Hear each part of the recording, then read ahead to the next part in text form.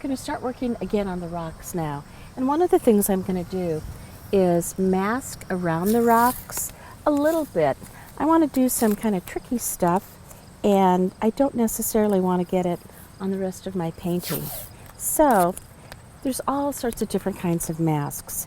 You can use Frisket or masking fluid. Those work great. For me, they just take too much time and you have to wait for them to dry.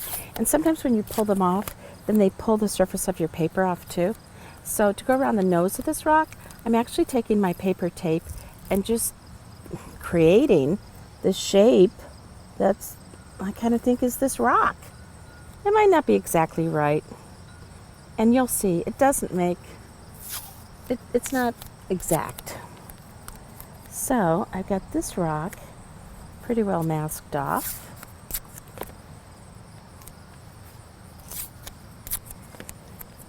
And I'll be able to use the same tape on other rocks too.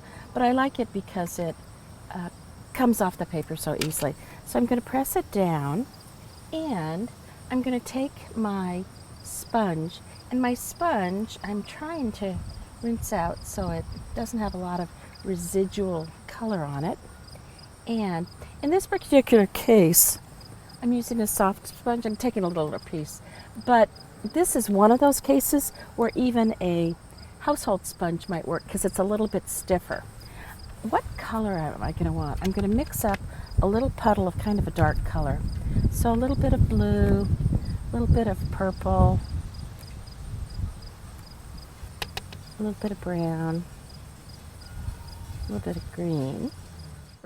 Okay, I'm going to now just sponge on some of this color.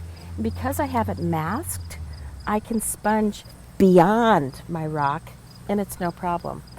I think I'll just sponge a little onto here too, just for fun.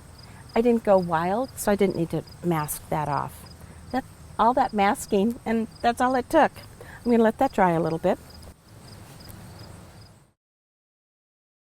I'll take the tape off the rock, and you can see the texture that we created just with that little sponging. When I do techniques, I don't like them to be so obvious that the viewer can say, oh, I see, she used a sponge there. Oh, I see, she used a fan brush here, or whatever it is, because I think that takes away the experience. Just like if you're watching a movie and all of a sudden you can see, oh, an odd shadow from a camera or something, it breaks your concentration.